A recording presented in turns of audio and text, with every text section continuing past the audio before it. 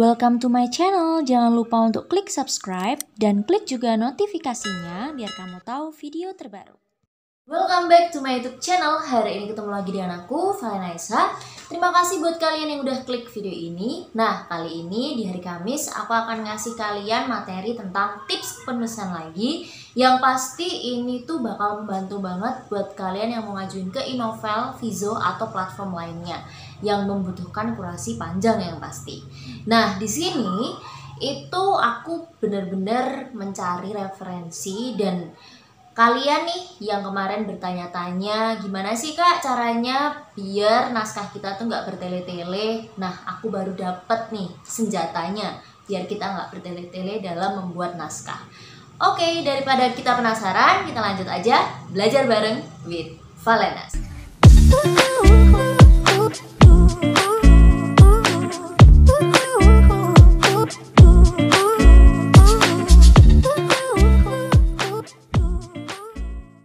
Well guys, seperti judul yang udah aku sematkan di YouTube ini ya kan, kita akan pelajari tentang teknik Chekhov guns. Apa sih teknik Chekhov gun itu gitu kan? Ini tuh kemarin aku sambil meringkas tuh juga aku sambil mempelajari, aku terapkan dengan diriku sendiri karena ada beberapa artikel atau ada beberapa informasi yang aku lihat itu banyak bahasanya itu tidak mudah dimengerti guys. Jadi aku harus melihat dari beberapa sumber juga, dari buku juga aku lihat, dari artikel juga aku lihat, dari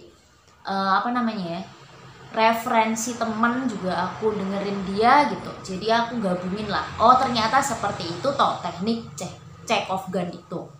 Dan teknik inilah yang bisa membuat kalian itu jadi efektif membuat naskah dan tidak bertele-tele, langsung ke intinya tapi juga nggak langsung gitu. Jadi kayak apa ya, mengalir gitulah. Jadi teknik Chekhov gun ini adalah teknik untuk menarik perhatian pembaca dengan cara memperlihatkan detailnya. Nah, detail ini nanti yang akan digunakan untuk poin berikutnya gitu. Maksudnya apa sih nih Kak? Nah, memang sih aku ngambil ini dulu karena kemarin itu aku juga sempet gak mudeng gitu dengan teknik ini. Terus aku tuh harus kayak gimana gitu menerapkan teknik ini. Nah, akhirnya aku mencari contoh-contoh. Nah, contohnya begini. Nah, contoh yang pertama itu adalah misalnya kita punya tokoh nih. Satu tokoh ini tuh bisa baca pikiran orang lain. Nah, teknik ini membuat kita di plot selanjutnya ya kita harus menjelaskan prakteknya tokoh ini bisa membaca pikiran orang lain. Jadi nih, misalnya nih si Budi bisa baca pikiran orang lain, kamu jelasinnya di paragraf pertama seperti itu gitu. Terus paragraf selanjutnya kamu jelasin misalnya tentang kisah atau peristiwa yang membuat dia bisa baca pikiran orang lain. Misalnya dia tiba-tiba nubruk siapa gitu kan. Terus dia noleh, dia bisa tiba-tiba denger orang itu tuh ngedumel, kesel sama pacarnya gini. Terus akhirnya dia sendiri penasaran dan pengen tahu tentang orang itu.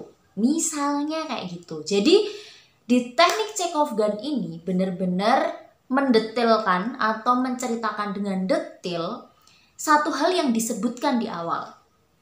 Jadi misalnya nih, bukan di awal doang sih, pokoknya satu hal yang disebutkan di dalam novel lah gitu.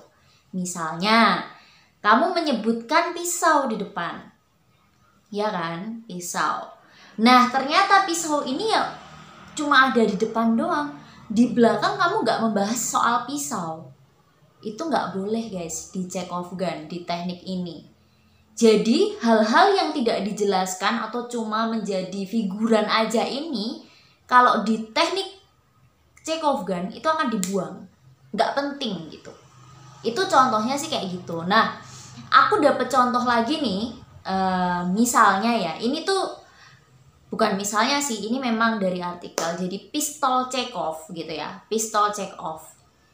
Kalau kita sudah memberikan pistol Chekhov yang pertama gitu kan, Chekhov gun yang pertama, kita udah ngomong pistol di plot yang pertama gitu. Jadi di plot yang kedua kamu harus nembak pistolnya, bukan sekedar kamu pegang aja pistolnya gitu. Jadi benar-benar pistol ini kamu pakai di plot selanjutnya. Istilahnya kayak gitu. Nah, kalau misalnya kamu menyebutkan benda atau peristiwa, tapi besoknya, atau bukan besoknya, tapi selanjutnya gitu, kamu tidak menjelaskan itu apa, bahkan nggak membahas itu, lebih baik dihilangkan. Inilah yang membuat naskahmu nggak bertele-tele guys. Jadi intinya teknik Chekhov gun ini itu adalah kalau kalian menyebutkan benda di awal atau kalian sudah menyebutkan benda itu di dalam novel, ya kamu harus tahu benda itu kegunaannya untuk apa. Kalau misalnya benda ini tidak ada kegunaannya untuk apapun gitu kan, singkirkan. Nggak usah dipakai dan nggak usah disematkan di situ. Ini adalah bentuk dari teknik Chekhov gun. Nah, inilah teknik yang dipakai atau teknik yang diinginkan oleh inovel, guys. Jadi, kalau kamu membuat naskah, kamu harus menggunakan teknik ini. Sebenarnya ada 2 teknik dan aku pisah, ya kan? Yang satu aku akan bahas besok. Nah, yang pertama yang bisa kamu gunakan adalah teknik Chekhov gun ini. Karena dengan teknik ini nanti naskahmu itu akan jadi naskah yang bagus guys. Naskah yang padat dan bersih dari hal yang bertele-tele dan bisa mengalir dan juga enak dibaca. Kalau kamu berhasil menerapkan apa yang aku sampaikan tadi di awal di dalam naskahmu. Nah, teknik Chekhov gun ini itu sebenarnya memberi saran kepada kita untuk murder your darling. Maksudnya apa? Jadi di sini tuh kita memangkas hal-hal yang dirasa kita tulis cuma karena kita suka aja gitu. Kayaknya bagus deh ini mawar, aku kasih kata-kata mawar di tengah ini. Kayaknya bagus deh ini. Kalau aku bilang dia itu cantik, mempesona, merona, bahagia, ya pokoknya kayak gitulah. Jadi di sini tuh memangkas kalimat atau kata yang kita itu cuma suka aja.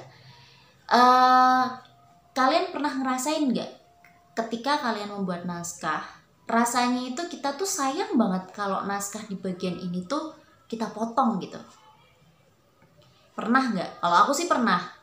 Jadi aku buat satu adegan gitu dan aku merasa adegan ini kalau dipotong gimana ya gitu kan. Padahal sebenarnya adegan ini tuh nggak penting-penting banget di dalam satu naskah gitu. Nah, terus caranya biar kita tahu kalau naskah itu nggak penting gimana? Yang pertama adalah kalian selesaikan dulu naskahmu. Jadi kalau bisa ya udah kamu ngalir dulu aja. Kamu tulis naskah, nanti kamu baca, kamu lanjutin, baca, kamu lanjutin lagi. Tanpa kamu harus koreksi dulu di awal. Nah nanti kalau sudah selesai kan kamu sudah lega nih, oh udah finish gitu kan. Biasanya kan gitu penulis ya, udah finish, udah ketemu kebahagiaan atau misalnya ending yang sedih dan memang itu yang memuaskan pembaca gitu dengan ending sedih itu gitu. Kita kan udah lega juga gitu buatnya. Nah di saat inilah kita akan kembali menjadi objektif. Nah, kalau kita sudah kembali objektif, baca cerita kita lagi atau baca novel kita lagi dari awal sampai akhir. Nanti, secara tidak langsung, kita akan menjadi objektif untuk menilai karya kita sendiri, guys. Aku merasakan hal itu soalnya.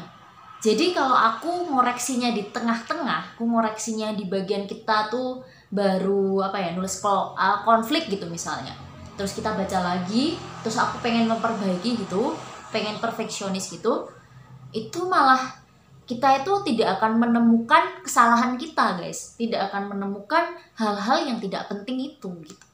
Tapi ketika kita namatin novelnya, walaupun nanti tuh ada banyak kesalahan gitu ya, kita udah tamatin novelnya, udah lega, tamat gitu.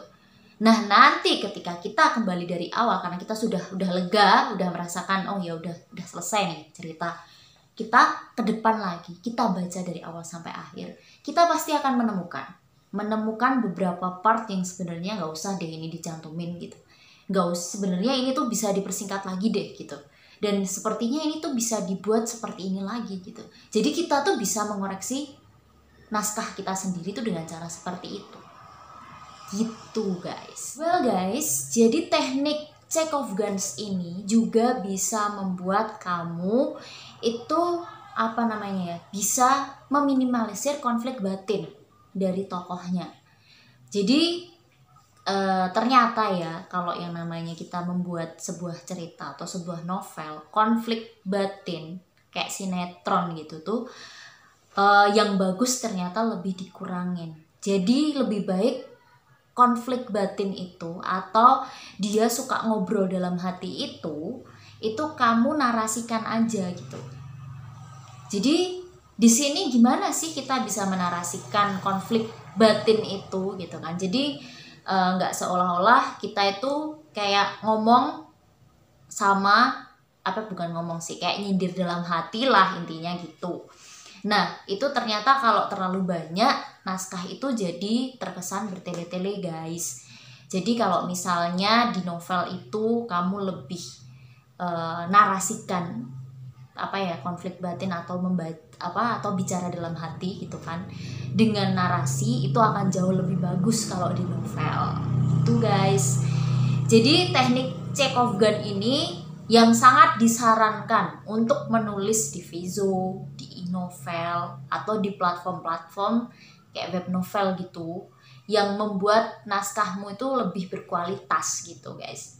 Makanya kalian nih yang mungkin di Vizo ya kan, banyak editor-editor yang menyarankan jangan kebanyakan dialog tapi perbanyakan narasi. Walau dialognya itu bisa kok, dialog itu akan menjadi menarik ketika narasinya itu menarik guys, itu bisa. Nah kalau kalian kepengen belajar itu, kalian tuh harus banyakin baca buku. Aku sekali lagi selalu mengingatkan hal ini. Kenapa aku selalu saranin baca buku? Karena baca buku itu kita tuh bisa ngeliat ini tuh naskah tuh bagus atau enggak gitu. Nah baca bukunya itu patokanku tuh yang baca buku yang melalui kurasi. Misalnya kamu baca buku Gramedia atau dari penerbit Renolove atau dari penerbit Haru, itu tuh banyak buku-buku kurasi, buku-buku yang lolos karena seleksi. Kenapa aku saranin yang kayak gitu kalau untuk belajar loh ya? Itu tuh karena ini dari segi tanda baca, terus aksaranya, kesalahan aksara, terus setelah itu gaya bahasa, itu tuh mereka sudah lolos editor guys. Mereka sudah lolos, berarti naskah yang dipilih ini tuh bener-bener bagus karena melalui Gramedia, Renolove, penerbit Haru itu melalui jalur seleksi semua gitu. Walaupun di indie juga ada, kamu misalnya di Loverians, terus di Diandra, Stiletto, itu ada juga naskah yang pinangan, naskah yang undangan gitu. Kalian baca naskah-naskah itu juga bisa. Nanti kalian bisa tanya kok di adminnya, Kak, coba buku apa sih Kak yang rekomendasi yang misalnya naskah pinangan gitu. Walaupun tidak menutup kemungkinan yang naskah diterbitkan ini juga bagus, karena kan ada beberapa yang memilih paket untuk di-editing atau di-editorin dari pihak penerbitnya. Nah, kenapa aku saranin kita harus banyak baca buku daripada baca di platform gitu ya? Karena di platform itu nggak bisa jadi patokan, nggak bisa jadi panduan kita buat nulis. Karena aku jujur, aku pernah baca di di beberapa platform lah, nggak usah disebutin ya platformnya apa. Tapi banyak tanda baca yang salah, banyak kekurangan dari bahasa, tapi tetap ditampilin, cuma viewersnya tuh jutaan, itu ada. Makanya ternyata aku baru sadar ternyata platform online itu tidak bisa menjadi panutan, tapi bisa menghasilkan lebih besar dari penerbit gitu. Walaupun kalau misalnya kita lolos kurasi sih di penerbitan yang cetak gitu, kita juga akan mendapatkan keuntungan yang banyak ketika penjualannya banyak gitu. Nah, gitu guys. Jadi kalau dari platform online itu yang harus kalian serap bukan dari teknik cara kepenulisannya, karena memang tidak semuanya itu bisa menerapkan teknik kepenulisan yang betul di platform. Tapi kalian bisa belajar untuk alur cerita, karena alur cerita di platform online juga bagus-bagus guys. Terus caranya dia mengemas konflik, caranya dia menggait pembaca sampai dia bisa punya view jutaan gitu kan. Itu dia pasti punya cerita yang menarik di situ sampai banyak orang kepengen baca punya dia, itu pasti. Jadi memang ada kelebihan, ada kekurangan dari penerbitan dan juga dari platform online. Nah, kalian harus baca keduanya. Kalau kalian baca keduanya, aku yakin nanti kalian akan menemukan sendiri. Oh iya ya, ternyata kalau di online sama di buku ini tuh ada bedanya. Kalau kalian sudah banyak baca, itu kalian pasti akan bisa membandingkan sendiri dan kalian akan menemukan sendiri kelemahan buku, kekurangannya gimana, dan kalian juga bisa menyerap kelebihannya apa. Oke? Dan kalian juga bisa menyerap satu lagi, kalian bisa banyak kosakata di otak. Itu. Oke? Nah, sekian dulu yang dapat aku sampaikan hari ini. Semoga apa yang aku sampaikan ini membuat paham kalian ya, karena aku berusaha banget membuat penjelasan yang ringan dan bisa diterima nih ya. Dan semoga apa yang aku jelaskan ini bermanfaat buat kalian yang kepengen ngajuin naskah di Vizo atau di Inovel biar cepet lolos ya kan. Dan juga, oh ya, aku sekalian jawab nih, kalau di Inovel itu nggak menggunakan rasio ya, cuma memang kurasinya lama. Jadi kalian kalau kepengen masukin di Inovel, bersabarlah. Dan yang namanya bonus di Inovel, kalau sekalinya kalian lolos, kalian tuh akan kemaningan. Kemaningan tuh apa ya?